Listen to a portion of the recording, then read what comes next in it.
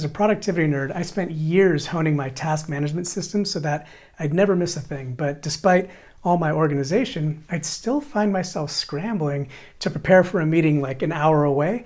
And I'd also notice that my top tasks would just vanish once the chaos of the day began. All that changed when I stumbled onto a new rule for my to-do list, which led to a new practice that's been a complete game changer in how I keep all that chaos at bay.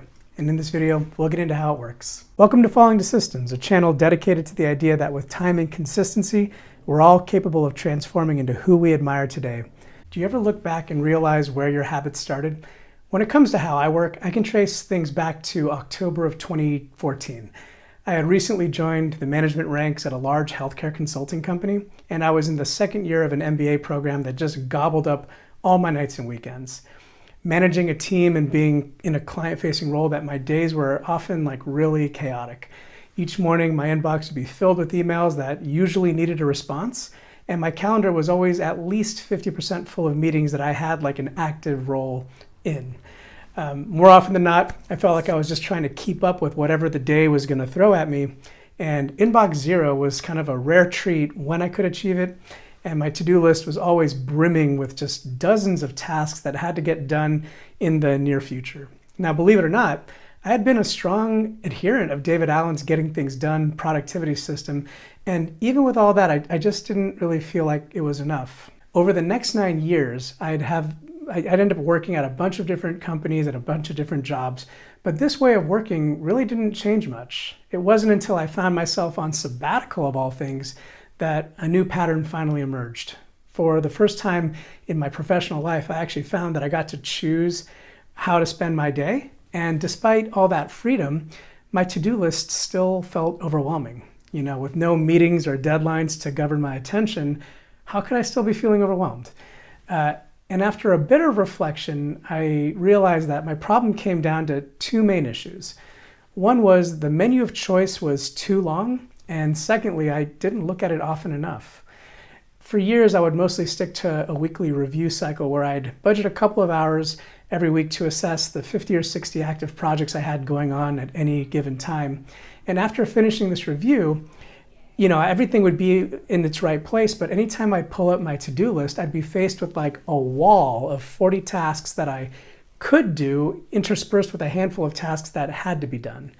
And it just took me a while to realize that my eyes simply glaze over when I see a list that long to begin with. So I decided to try an experiment. I'd resolved to keep my to-do list to 20 or less tasks on any given day. During my weekly review, I'd pause the majority of my projects so that only 10 or 12 were active at any given time. And the result was this really short menu of available tasks that mostly felt manageable. And by keeping my list short, I found that I was able to just rip through actions a lot faster and enjoy the infectious feeling of progress and momentum as I checked items off of my list. Crossing an item off the list, or crossing an item off of a small list, feels like a bigger step forward than shaving a task off of a huge list. And there's no feeling quite like clearing the list for the whole day.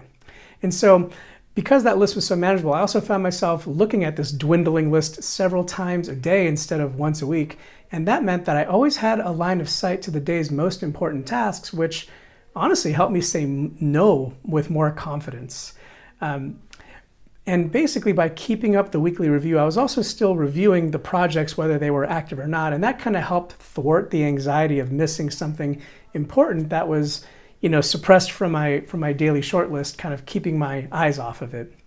And so the new short list immediately felt better, and its lightweight nature kind of led to a new ritual just naturally. Each morning I'd spend maybe 5 minutes reviewing my short list and just making decisions about which of these limited tasks were the most important and which were better saved for another day or another time. And then just get to work.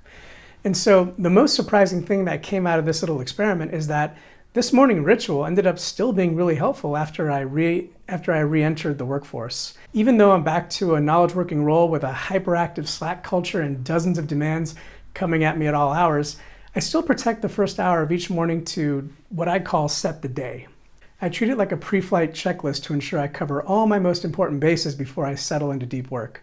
My morning ritual currently includes reviewing my calendar and just quickly preparing for any meetings I might have coming up. I balance my checkbook, and I also screen email and Slack for any action items. And most importantly, I spend a few minutes reviewing my short list and selecting which tasks need to be prioritized for the rest of the day. Completing this morning ritual takes anywhere from 30 minutes to an hour, usually depending on how much activity I have in Slack or email. And once I'm done, I have a pretty solid idea of what my day needs to look like, and I'm ready for every meeting I have coming, and maybe most importantly, I don't feel like I'm just scrambling to keep up. Keeping my to-do list short has allowed me to create a sustainable morning ritual that, in effect, is a compounding system. Clearing my head of all but a handful of items allows me to get things done faster, and that allows me to build on top of completed work sooner. And all that kind of allows me to get more done in a shorter amount of time, even when the environment I'm finding myself in is actually noisier than ever.